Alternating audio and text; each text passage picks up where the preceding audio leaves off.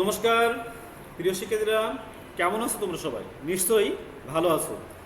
বৈশ্বিক এই মহামারীতে সবকিছু ছন্দপতন ঘটেছে, ছন্দ হারিয়েছে তোমাদের লেখাপড়ারও।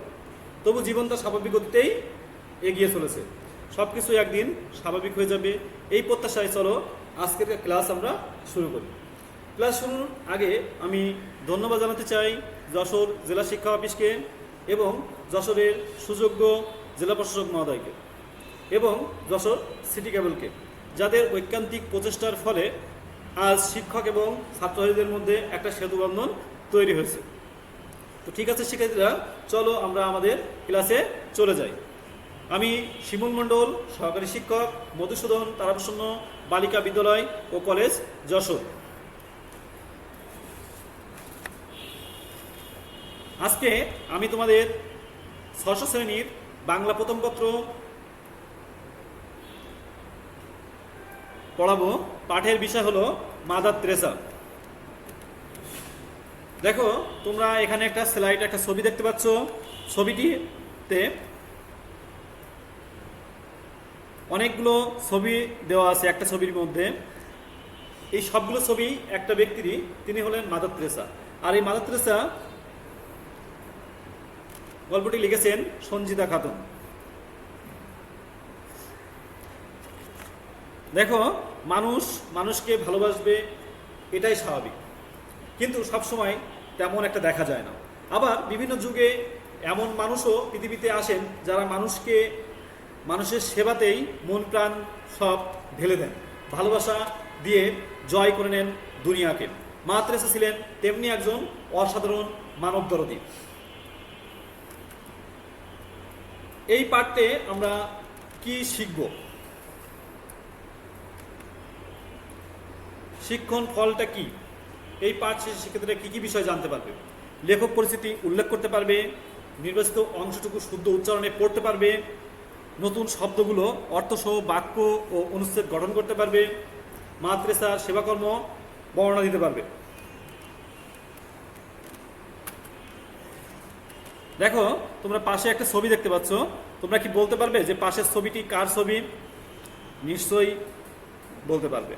পাশের ছবিটি হলো মাদার তেরেসা গল্পের লেখক সঞ্জিতা খাতুনের। তো চলো শিক্ষার্থীরা, আমরা লেখক পরিচিতি সম্পর্কে একটু জেনে নিই। সঞ্জিতা খাতুন 1933 সালে ঢাকায় জন্মগ্রহণ করেন। ঢাকা বিশ্ববিদ্যালয়ের বাংলা বিভাগের অবসরপ্রাপ্ত প্রফেসর সঞ্জিতা খাতুন প্রধানত প্রবন্ধকার এবং গবেষক ছিলেন। রবীন্দ্রসঙ্গীত শিল্পী এবং সাংস্কৃতিক আন্দোলনের কর্মী হিসাবে তার খ্যাতি আছে। সঞ্জিতা খাতুন সাহিত্য ও গবেষণার জন্য বাংলা একাডেমি পুরস্কার এবং পশ্চিমবঙ্গ সরকারের রবীন্দ্র পুরস্কার পেয়েছেন। সাংস্কৃতিক খাতে অসামান্য অবদানের জন্য অর্জন করেছেন বাংলাদেশের সরকারের 21 পদক পুরস্কার। তার প্রকাশিত গ্রন্থের মধ্যে রয়েছে সত্যেন্দ্রের কাব্য পরিচয়, রবীন্দ্রসঙ্গীতের ভাবসম্পদ, ধ্বনি থেকে কবিতা, অতীতের দিনের স্মৃতি উল্লেখযোগ্য।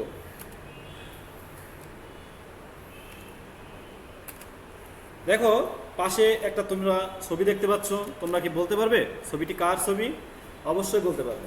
এটা হলো সেই বিখ্যাত লেখক সঞ্জিতা খাতুনের। দেখো তিনি জন্মগ্রহণ করেছিলেন কত সালে? আমরা একটু আগে কবি পরিস্থিতিতে পড়ে এসেছিলাম। তিনি জন্মগ্রহণ করেন 1933 খ্রিস্টাব্দে।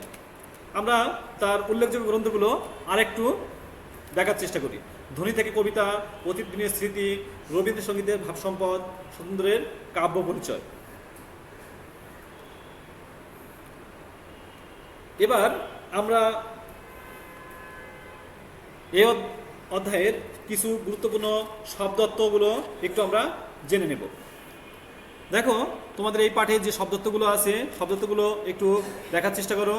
মানব দরদী অর্থ হচ্ছে মানুষের জন্য যার দরদ বা সমবেদনা আছে। সন্ন্যাস ব্রত অর্থ হলো সংসার জীবন ত্যাগ করে তপস্যা ও সংযমের সাধনা। মিশনারি শব্দের অর্থ ধর্ম প্রচারক, মানুষের সেবার জন্য স্থপতি প্রতিষ্ঠানের সদস্য। নান গির্জাবাসিনী বা সন্ন্যাসিনী। অনাথ শব্দের অর্থ হচ্ছে মা বাবা এবং অভিভাবক নেই যেসব শিশু বা এতিম যাদের বলা হয় তাদেরকে অনাথ বলা হয়। প্রশিক্ষণ, হাতে কলমে বিশেষ শিক্ষা দেওয়া, সেটাকে বলা হয় প্রশিক্ষণ। রপ্ত, রপ্ত শব্দের অর্থ হচ্ছে আয়ত্ত করা, অভ্যাসের সাহায্যে শিখে নেওয়া। গাউন, গাউন শব্দের অর্থ হচ্ছে মহিলাদের বিশেষ ধরনের পোশাক। Missionary of charity, missionary of charity শব্দের অর্থ হচ্ছে পরের উপকারের উদ্দেশ্যে স্থপতি প্রতিষ্ঠান, মানব সেবা সংঘ। সেবাব্রতী, মানুষের সেবা করাই যার ব্রত। ব্রত শব্দের অর্থ হলো সৎ কাজ করার জন্য কঠিন সাধনা ও ত্যাগ। আবাসন, আবাসন শব্দের অর্থ হচ্ছে বসবাসের ব্যবস্থা। দেখো তারপরে আরেকটা শব্দ আছে পাকিস্তানিদের দোসর। 1971 সালে স্বাধীনতা যুদ্ধে পাকিস্তানি হানাদার বাহিনীর সহযোগী রাজাকার, আলবদর ইত্যাদি বাহিনীর সদস্যবৃন্দ সম্মাননা, সম্মান দেখানো, সম্মানের স্বীকৃতি প্রদান।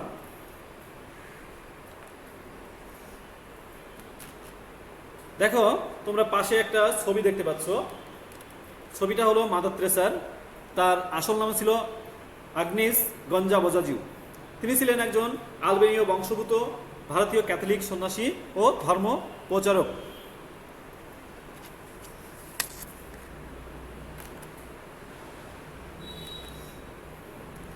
বিষয়বস্তু আলোচনা হলো মাদার তেরেসা 1910 সালে জন্মগ্রহণ করেন আলবেনিয়ার স্কাইপিতে। তার মা ছিলেন দ্রোনাফিল বার্নাই, বাবা নিকোলাস বোজাজিউ। পারিবারিক নাম হচ্ছে তার আগনেস গঞ্জা বোজাজিউ। সন্ন্যাসব্রত গ্রহণের সময় তার নাম হলো মাদার তেরেসা। তার ছোটবেলায় তার নাম ছিল আগনেস গঞ্জা বোজাজিউ, কিন্তু তিনি যখন সন্ন্যাসব্রত গ্রহণ করেন তখন তার নাম হয় মাদার তেরেসা। এই মানবদরদী মাদার তেরেসা 1910 সালে জন্মগ্রহণ করেছিলেন 26শে আগস্ট। তার বাবা ছিলেন একজন বাড়িঘর তৈরির কারবারি। ছোটবেলায় কি তার নাম মাদার তেরেসা ছিল? তা কিন্তু নয়। তার ছোটবেলায় তার নাম মাদার তেরেসা ছিল না। তিনি যখন সন্ন্যাস জন্মগ্রহণ করেন তখনই তার নাম হয় মাদার তেরেসা। তিনি 3 ভাই বোনের মধ্যে তিনি ছিলেন সবার ছোট।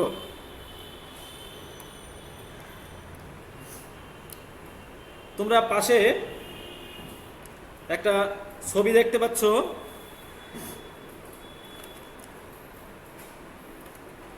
ছবিটা আছে 1914 সালে যে প্রথম বিশ্বযুদ্ধ শুরু হয়েছিল সেই বিশ্বযুদ্ধের ক্ষয়ক্ষতির কিছু ছবি ওখানে দেওয়া আছে। সালটি ছিল 1914 সাল। 1914 সাল থেকে 1918 সাল পর্যন্ত যে দীর্ঘস্থায়ী যে যুদ্ধটা চলেছিল এই বিশ্বে, সেটা হচ্ছে প্রথম বিশ্বযুদ্ধ নামে পরিচিত। এই প্রথম বিশ্বযুদ্ধের ভয়াবহতা ছিল এতটাই ভয়াবহ যে মাদার তেরেসার ছোট্ট হৃদয় নাড়া দিয়েছিল। মানুষের জন্য যে মানুষের কতটা দরকার, সেবা যে কতটা দরকার, তা তিনি নিজের চোখেই তা প্রত্যক্ষ করেছিলেন। তখন থেকেই তিনি ভেবে নিলেন তিনি মানব সেবায় নিজেকে নিয়োজিত করবেন।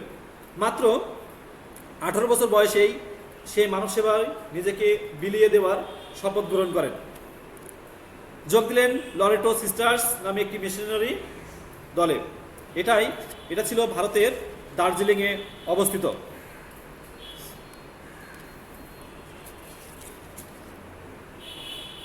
তখন তিনি চাইলেন এই ভারতবর্ষের তিনি মানুষের সেবা করবেন। তিনি 3 বছর টানা নান হওয়ার প্রশিক্ষণ নিলেন। নান হচ্ছে কি?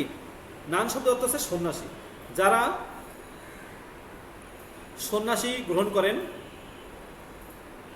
তাদেরকে বলা হয় নান। অর্থাৎ খ্রিস্টান মিশনারিজে যারা সন্ন্যাস ব্রত গ্রহণ করে তাদেরকে নান বলা হয়। তাদের উদ্দেশ্য থাকে মানুষের সেবা করা, কারণ মানব সেবা করা কিন্তু ঈশ্বরের সেবা করার মতোই পুণ্যের কাজ। তিনি কলকাতার সেন্ট ম্যারিজ স্কুলে চাকরি পেয়েছিলেন। তিনি 17 বছর সেখানে শিক্ষকতা পেশা পালন করেন। শিক্ষকতা পেশার পাশাপাশি তিনি অসহায় দুস্থ মানুষের সাহায্য করতেন। 17 বছর শিক্ষকতা করার পর তিনি যে চাকরি ছেড়ে দেন, মানব সেবার জন্য নিবেদিত প্রাণ হয়ে গেলেন। তিনি চলে গেলেন কলকাতার একটি অতি নোংরা বস্তিতে, যেখানে বেঞ্চ টেবিল কিছুই ছিল না। তিনি এই বস্তির ছেলে মেয়েদের, অসহায় দুস্থ ছেলে মেয়েদেরকে লেখাপড়ার দায়িত্ব নিলেন। লেখাপড়ার জন্য স্কুলে কোনো বেঞ্চ টেবিল কোনো কিছুই ছিল না। মাটিতে দাগ কেটে শিশুদেরকে শেখাতে লাগলেন বর্ণমালা। অসুস্থতার চিকিৎসার জন্য খুললেন চিকিৎসা কেন্দ্র। ধীরে ধীরে সাহায্যের হাত বাড়িয়ে দিলেন অনেক মানুষ, তার সাথে যোগ দিলেন আরও অনেক নান। তাদের নিয়ে গড়ে তুললেন মানব সেবার মিশনারি অফ চ্যারিটি। তিনি গরিবদের সেবা কাজ করার জন্য গাউন ছেড়ে দিয়েছিলেন। গাউন ছেড়ে বাঙালি নারীর মতো শাড়ি পরা শুরু করেছিলেন। মা তেরেসা খুব সাদামাটা জীবনযাপন করতেন। তার মাত্র 3টি শাড়ি ছিল। একটি পরার জন্য ব্যবহার করতেন, অন্য একটি ধোয়ার জন্য ব্যবহার করতেন, আর আরেকটি রেখে দিতেন তিনি হঠাৎ কোনো উপলক্ষে যদি লাগে তার জন্য, বা হঠাৎ কোনো দরকারে যদি লাগে তার জন্য তিনি আরেকটা শাড়ি রেখে দিতেন। 1952 সালে তিনি কলকাতায় নির্মল হৃদয় নামে একটি ভবন প্রতিষ্ঠা করেন। কলকাতার ফুটপাতে অসহায় সম্বলহীন বহু মানুষের বসবাস। অসুখে ধুকে ধুকে তাদের অনেকের প্রায় মৃতদশা অবস্থা। মরণাপন্ন এসব মানুষের বুকে তুলে নেন মাদার তেরেসা। নির্মল হৃদয়ে এনে মমতাময়ী মা কিংবা বোনের মতো তাদেরকে সেবা যত্ন করতেন। রাস্তা থেকে তুলে আনা অনাথ শিশুদের আশ্রয় দিতে তিনি প্রতিষ্ঠা করেন শিশু ভবন। প্রতিবন্ধী শিশুদের জন্য স্থাপন করেন নবজীবন আবাস। তিনি সেখানে প্রতিবন্ধী শিশুদেরকে নতুন জীবনে অভ্যস্ত করা, তাদেরকে বাস্তবতার সাথে নিজেকে মানিয়ে নেওয়ার জন্য চেষ্টা করা, সব কিছুই তিনি সেখানে নিজে হাতে শেখাতেন। তখনকার যুগে একটি ভয়াবহ রোগ ছিল কুষ্ঠরোগ। এই কুষ্ঠরোগকে মানুষ তখন ছোঁয়াচে রোগ বলেও মনে করত।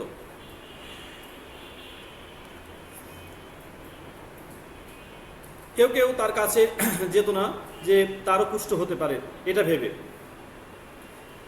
এটা দেখে মাদার তেরেসা তাদের জন্য সেবা যত্ন করার জন্য প্রেম নিবাস নামে একটি প্রতিষ্ঠান সৃষ্টি করেন। মাদার তেরেসা নিজে হাতে কুষ্ঠ রোগীদের সেবা করতেন, তাদের গা ধুয়ে দিতেন, স্নান করাতেন।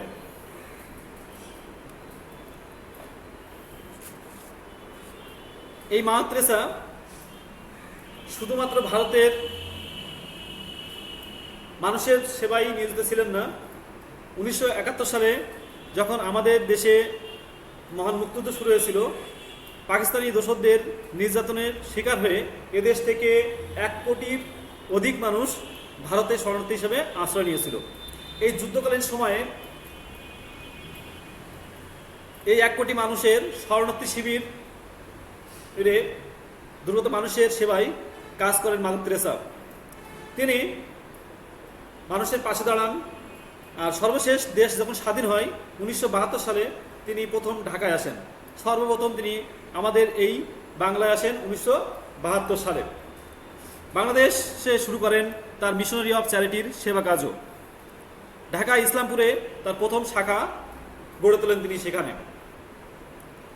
সেবা কাজের জন্য বহু সম্মাননা তিনি লাভ করেছেন। এই তার সেবা কাজগুলোর জন্য তিনি বহু সম্মাননা লাভ করেছেন। তার মধ্যে শ্রেষ্ঠ হলো নোবেল পুরস্কার। জীবনে কোনো পুরস্কারের অর্থই তিনি তার নিজের জন্য কোনোদিন ব্যয় করেননি। নোবেল পুরস্কারের অর্থ তিনি দান করেছেন দুঃখী মানুষের জন্য। সবচেয়ে একটি আশ্চর্য বিষয় হলো তিনি এই নোবেল পুরস্কার পাওয়ার পরে সুইডেনের নোবেল কমিটি তার জন্য একটি ভোজ সভার আয়োজন করে। তিনি সেটা জানতে পারার পর তিনি এই সুইডেনের নোবেল কমিটিকে অনুরোধ জানান তার ভোজ সভার জন্য যে অর্থ ব্যয় হবে সেই অর্থটি গরিব, অসহায়, দুস্থ মানুষের কাজে ব্যয় করার জন্য।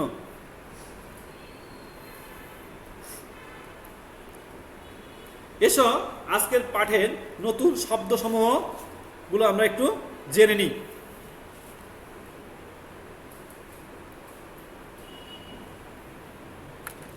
দেখো, গাউন শব্দের অর্থ হচ্ছে মহিলাদের বিশেষ ধরনের একটা পোশাক। মহিলাদের একটা বিশেষ ধরনের যে পোশাক, এই পোশাকের নাম বলা হয় গাউন। মানব দরদি অর্থ হচ্ছে মানুষের জন্য যা দরদ বা সমবেদনা আছে। তারপরে দেখো অনাথ। অনাথ শব্দের অর্থ হচ্ছে এতিম, যার বাবা মা বা কোনো অভিভাবক নাই, তাদেরকে বলা হয় এতিম। প্রশিক্ষণ। প্রশিক্ষণ শব্দের অর্থ হচ্ছে হাতে কলমে বিশেষ শিক্ষা। শিক্ষার্থীরা, তোমাদের দলগত একটা কাজ থাকবে, সবাই মিলে এই কাজটা করার চেষ্টা করবে। কয়েকজন বন্ধু মিলে কিভাবে দুস্থদের সাহায্যে এগিয়ে আসবে তার একটি পরিকল্পনা তৈরি করে খাতায় লিখবে, এবং যখন তোমাদের স্কুল খুলবে তখন সে খাতাটা নিয়ে এসে শ্রেণী তোমাদের ক্লাস আছে ওই সাবজেক্ট টিচারকে এটা দেখাবে। দেখো, আজকে আমরা যে মাদার তেরেসা সম্পর্কে জানলাম, জানার পরে আমরা আজকে কিছু বহু নির্বাচনী প্রশ্ন জানার চেষ্টা করব। দেখো, সাংস্কৃতিক আন্দোলনের কর্মী হিসেবে সঞ্জিদা খাতুনের খ্যাতি আছে কোন ক্ষেত্রে? রবীন্দ্র সঙ্গীত শিল্পী, প্রবন্ধকর, আবৃত্তিকর, নজরুল সঙ্গীত শিল্পী। দেখো, রবীন্দ্র সঙ্গীত শিল্পী এটা হবে না। তারপরেরটা আছে প্রবন্ধকর, এটাও হবে না। তারপরেরটা আছে নজরুল সঙ্গীত শিল্পী, এটাও হবে না। তাহলে নিশ্চয় বুঝে গেছো কোনটা হবে, আবৃত্তিকার। তাহলে সাংস্কৃতিক আন্দোলনের কর্মী হিসেবে সঞ্জিদা খাতুনের খ্যাতি কোন ক্ষেত্রে? আবৃত্তিকর ক্ষেত্রে। দেখো, আবাসন শব্দের অর্থ কি? আবাসন শব্দের অর্থ হচ্ছে, প্রথমটা আছে ভোজনালয়, নিশ্চয় এটা হবে না। পরেরটা লোকালয়, দেবালয়। দেখি আমরা, দেবালয়টা রাইট, অর্থাৎ আবাসন শব্দের অর্থ হচ্ছে দেবালয়। তাহলে তোমরা নিশ্চয় বুঝে গেছো লোকালয়ও হবে না, বসবাসের ব্যবস্থাটাও হবে না।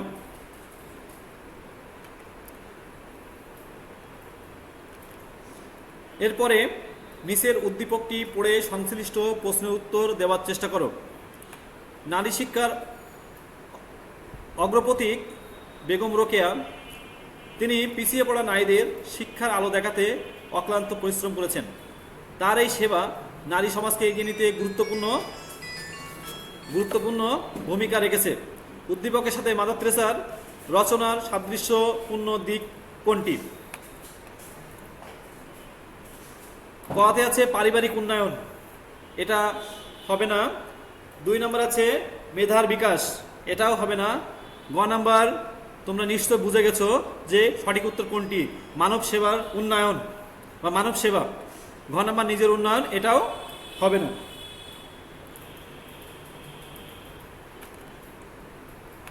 দেখো, বহু নির্বাচনী প্রশ্ন আরেকটা আছে এখানে। উদ্দীপকের সাথে সাদৃশ্যপূর্ণ দিকটি হলো জীবের সেবা, নারীর উন্নয়ন, মানবতার উন্নয়ন, নিচের কোনটি সঠিক? এখানে 1 নম্বর ও 2 নম্বর, প্রথমে অপশন আছে 1 নম্বর ও 2 নম্বর, জীবের সেবা, নারী উন্নয়ন। এখানে জীবের সেবা বা নারী উন্নয়ন এটা সঠিক হবে না।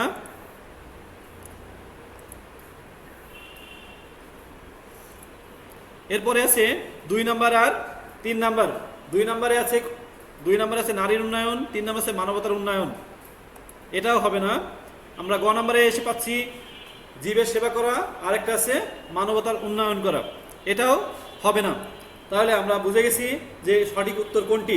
সঠিক উত্তরটি হলো 1, 2, 3, অর্থাৎ ঘ নম্বর, জীবের সেবা, নারীর উন্নয়ন, মানবতার উন্নয়ন সবগুলোই হবে। প্রিয় শিক্ষার্থীরা, তোমাদের এখানে একটা বাড়ির কাজ দেওয়া আছে, তোমরা খাতা কলম নিয়ে বাড়ির কাজটা তুলে নিবে। বাসায় বাড়ির কাজটা লেখার চেষ্টা করবে।